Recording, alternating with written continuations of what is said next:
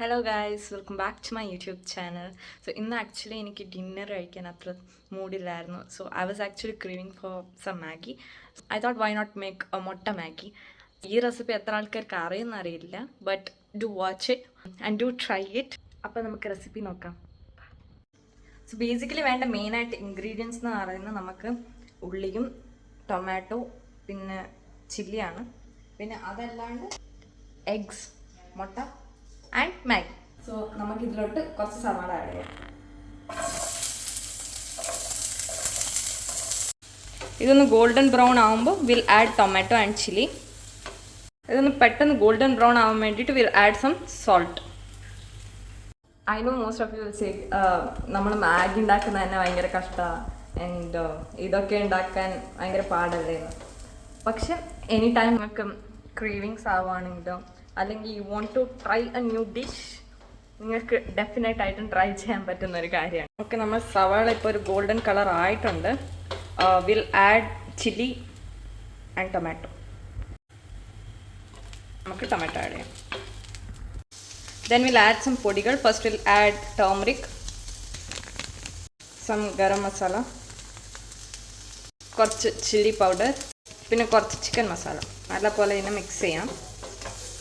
So എന്നുള്ള step എന്ന് പറയുമ്പോൾ നമ്മൾ മാഗി ഉണ്ടാക്കണം. അപ്പോൾ ഞാനിവിടെ ഈ പാനാണ് ഉപയോഗിക്കുന്നത്. നിങ്ങളുടെ അടുത്ത് വലിയ നോൺ സ്റ്റിക്കിൻ്റെ പാത്രം ഉണ്ടെങ്കിൽ നിങ്ങൾക്ക് അതിൽ തന്നെ സോട്ട് ചെയ്യാനും മാഗി ഉണ്ടാക്കാനും ഉപയോഗിക്കാവുന്നതാണ്. അല്ലാത്ത ഇവിടെ നോൺ സ്റ്റിക്ക് ഇല്ല.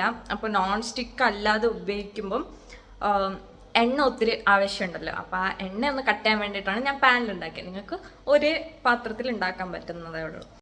സോ ഇതുപോലെ സോട്ട് ചെയ്ത സാധനത്തിൻ്റെലേക്ക് നമ്മൾ വെള്ളം ഒഴിക്കണം. എന്നിട്ട് അതൊന്ന് കറക്റ്റായിട്ട് ബോയിലാകുമ്പോൾ നമ്മൾ നോർമലായിട്ട് മാഗി ഉണ്ടാക്കുന്ന പോലെ മാഗി ഉണ്ടാക്കണം. അപ്പം ഞാൻ എന്തോ ഉണ്ടാക്കുന്നതെന്ന് നോക്കാൻ വേണ്ടിയിട്ട് നമുക്കൊരു അതിഥി ഉണ്ട്, റോമി. ഇത് ബോയിലാവാൻ തുടങ്ങിയിട്ടുണ്ട്. ഇതിലേക്ക് നമ്മൾ മാഗി മസാല ആഡ് ചെയ്യാം.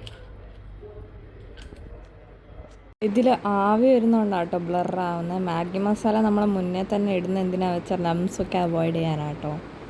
ഇതിലോട്ട് നമുക്ക് നമ്മുടെ മാഗി നൂഡിൽസ് ഇട്ട് കൊടുക്കാം. ഇതൊന്ന് സോഫ്റ്റ് ആവട്ടെ.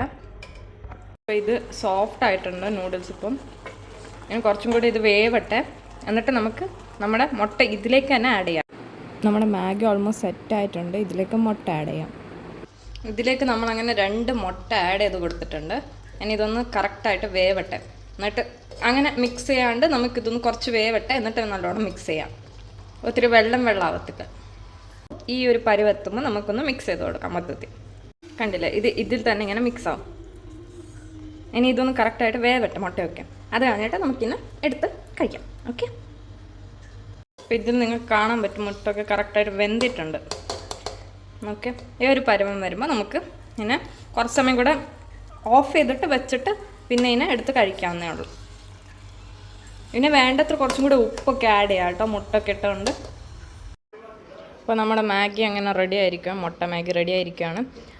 കൊറിയാണ്ടർ ഉണ്ടെങ്കിൽ നിങ്ങൾക്ക് കൊറിയാണ്ടർ ആഡ് ചെയ്യാം. ചീസ് വേണ്ടവർക്ക് ചീസും ആഡ് ചെയ്യാം.